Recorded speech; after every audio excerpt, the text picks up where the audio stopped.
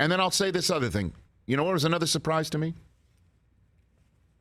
Lamar Jackson not showing up to the game last night. Yeah. I couldn't believe it. I was gobsmacked when I heard that report prior to kickoff last night. Because when I called the Ravens and the Browns game and I met Tyler Huntley, one of the things I was so impressed by, other than just his cool demeanor, is how much he has taken from Lamar Jackson's game. His cool demeanor, his chill aspect, two guys from South Florida, and he idolizes Lamar, idolizes him. So I got that sense. You heard it from other players. They're thick as thieves.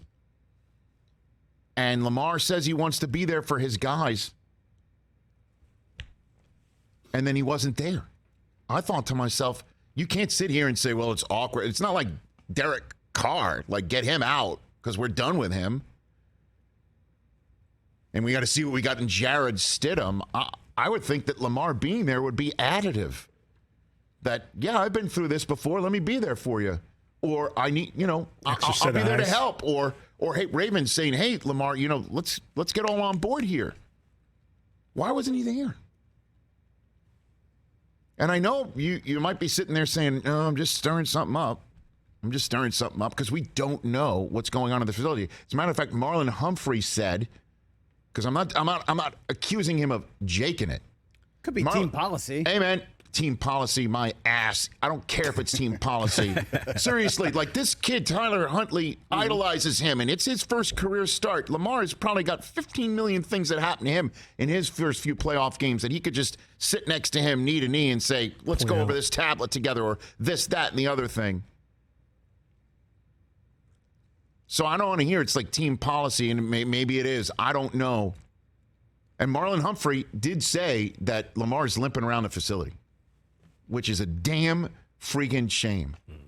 But everything else just screams out of any other. If this was any other quarterback or any other team that hasn't said publicly, we love him. Ian Rappaport came on game day morning on Sunday saying they are absolutely going to talk long-term contract with this guy, regardless if he makes the start tonight or not, or whatever happens. He is their guy moving forward. But everything else about this situation screams they're done with each other. What a fascinating storyline to follow. Because everything else screams it. I am not getting any information on this subject matter. This is just gut feel being around this game for 20 years. I could be way off, and Lamar can show up and have a new contract from the Baltimore Ravens that they're comfortable giving him, and he's thrilled to accept, and he is their quarterback for a very long time.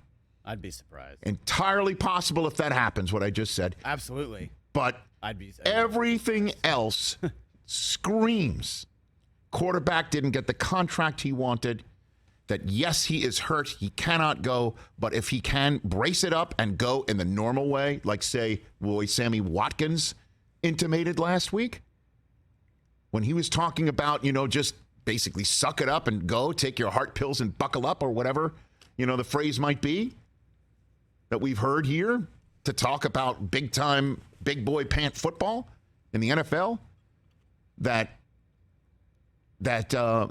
you would hear guys are not going to do that and put themselves out there and not take care of themselves for the long term because the team has not taken care of them long-term contractually. And thus not showing up physically there for a game. Reeks of they're done with each other. Everything else, though, sounds like that this is nothing that needs repair other than his knee, and that he's still their guy. Color me interested to follow this story. Catch the Rich Eisen Show every single day on the Roku channel, 12 to 3 Eastern, for free.